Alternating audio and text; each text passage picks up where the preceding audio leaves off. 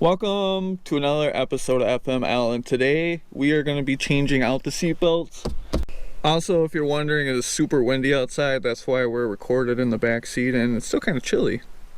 Is it chilly out there? Mm-hmm. All right. I need to have mittens.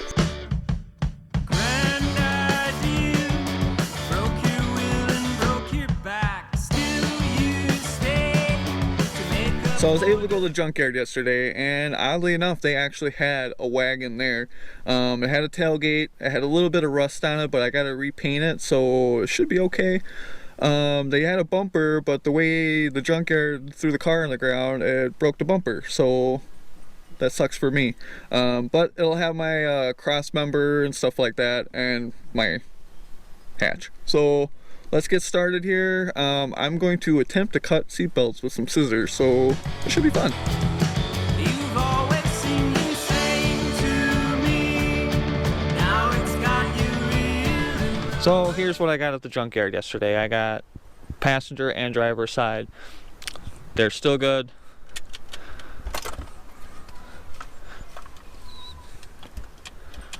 Somehow that one got locked. That's not supposed to happen. But this one locked because, I don't know. So let's see if we can get these to work.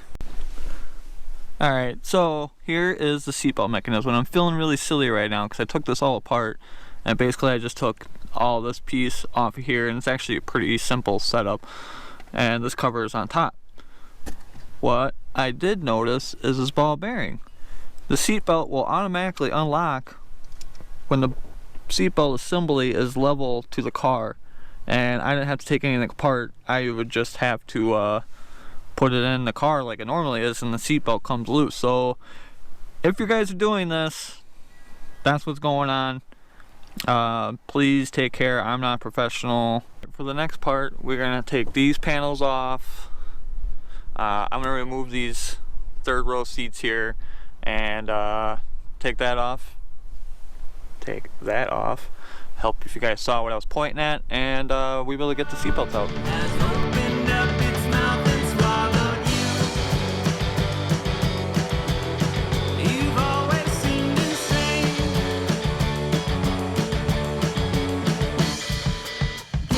And before we get started on anything, we're going to disconnect the positive terminal and put that to the side so we don't have any things blowing up in our face or we mess up anything.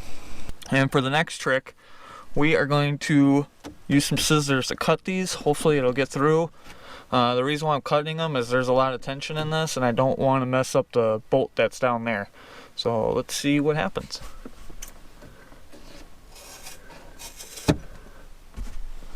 Well, that was easy. But as you can see, it's definitely tripped. Seatbelt latch, anybody?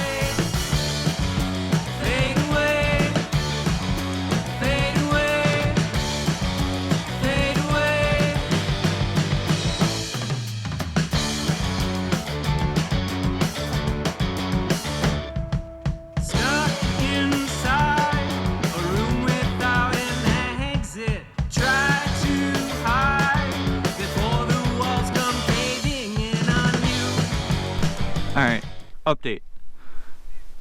We got this cover off, which you need to take off your trim here, go all the way down, and then take off your door sill. That'll give you access to this large piece here. It's held on with a torque screw there, torque screw there, torque screw there. And then I'm pretty sure this piece has to come off. There's a torque screw holding it on, but it looks like it's being stopped by the back piece of the seat, so let's get that off. And I'm hoping I can get access to the bolt down there without having to take this seat out, because I really don't want to do that. This piece right here is heavy.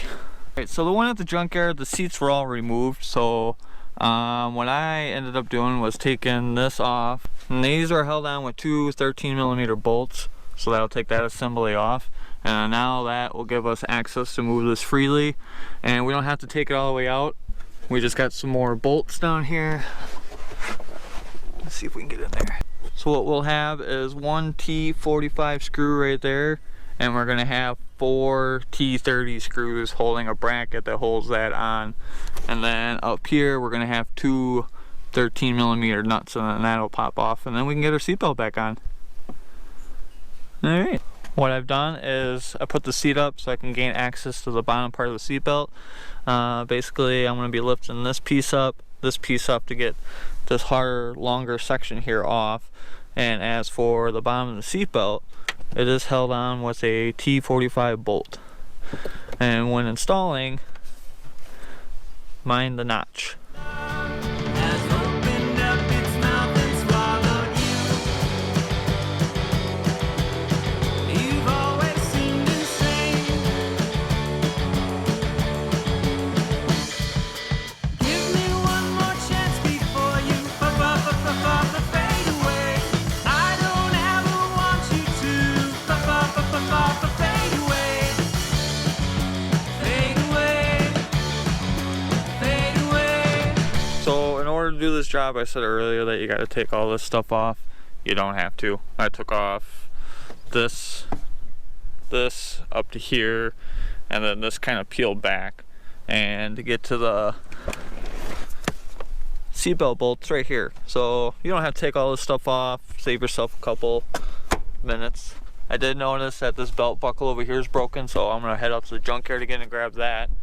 And I did hook up to the wires. I did hook up the wires to the seat belts, and let's see what happens.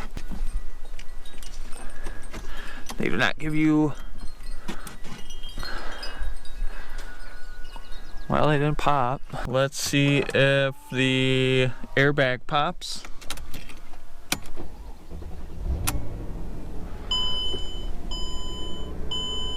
I didn't hear anything. That one's still loose. And that one's still loose. Let's see if we still have a light on.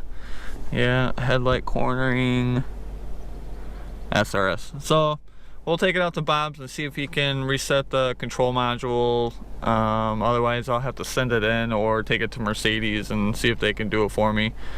But the hard part's done, the labor intensive part's done, so hopefully Mercedes doesn't take me to the ringer on this. It's the next day, we got the seat belts installed. Now we are gonna hook it up to a scanner and see if we can reset that module and see if we can clear out some of these other codes in this car. Fade away. Fade away.